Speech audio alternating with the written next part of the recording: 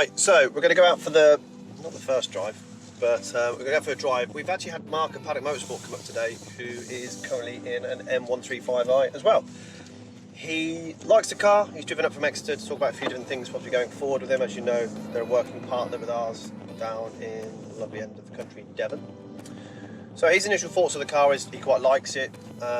Overall, there's some improvements to be made. So what we're lucky to do, we don't have very long, but this car is now running the Remus exhaust and the Eibach springs and spacers. So I've driven both. I've driven both off camera. Of course, I've driven this one.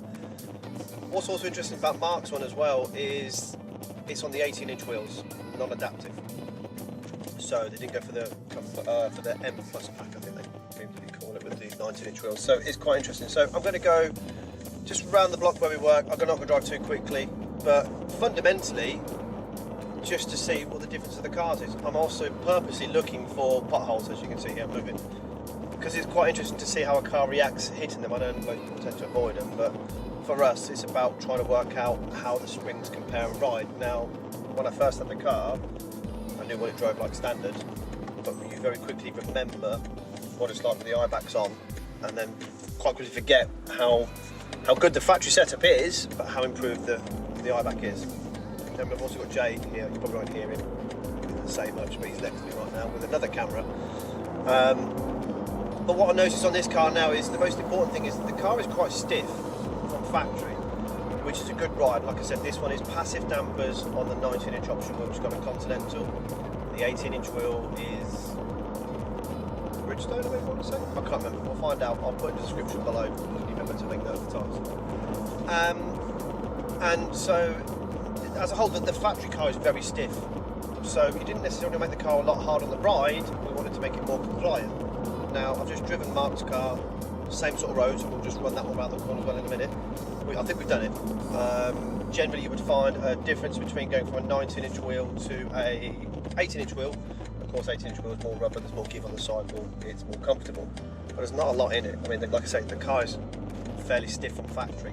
So to be able to have a lowered spring, which will be, once it's finished, 25 all the way round, with a 10mm spacer kit, to still ride like factory, to still be usable like factory, but to perform like a lowered spring, and we're winning. So we'll do a bit of B-roll in a minute, and then I'll jump into the other car, probably like now.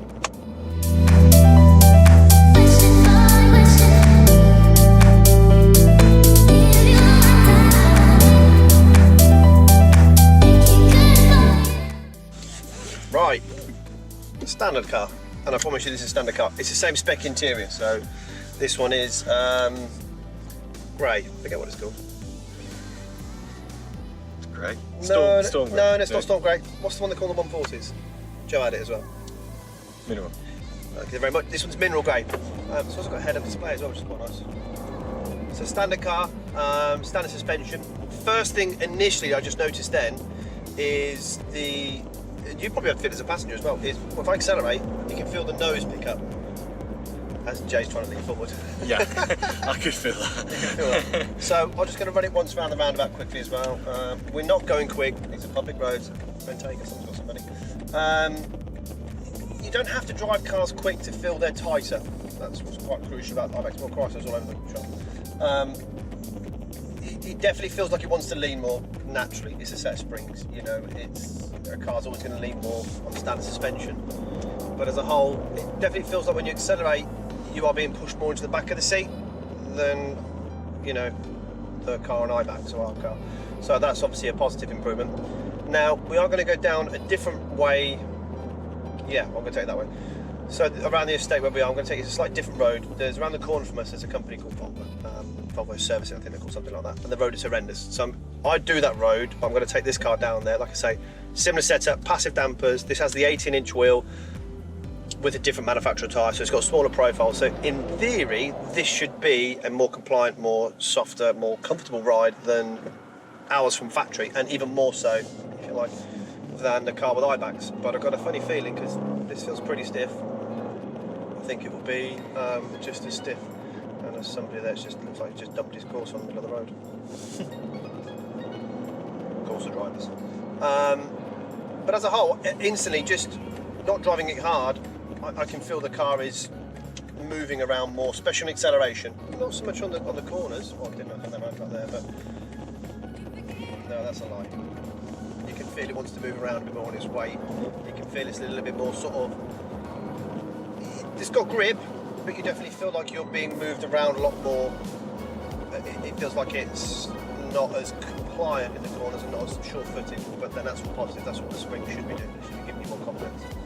I think overall we're hitting some of the bumps here. We're going to find that one. That's a big one. I think the ride is about the same. I'd say the compliance of the ride, but then that's what Eibach's work at. You know, they're a progressive rate spring, so basically that's a big one.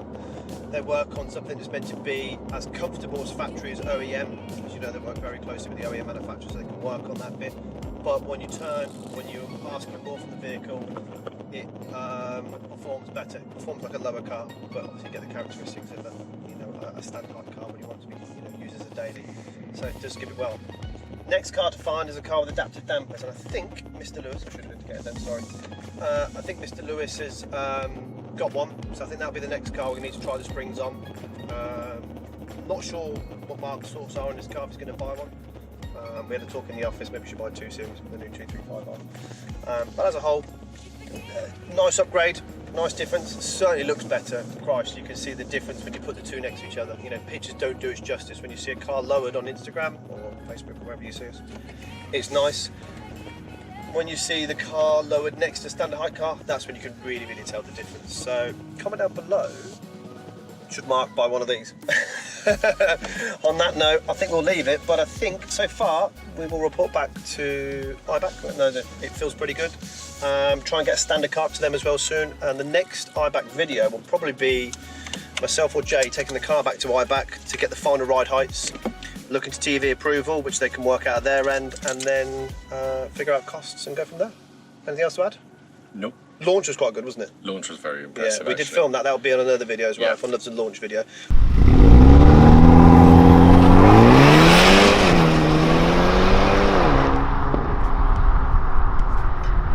We didn't time for 0 to 60, so we'll it's an excuse to go back. Yeah, exactly. So please like, share, comment, subscribe, and no haters about the front grille. Cheers.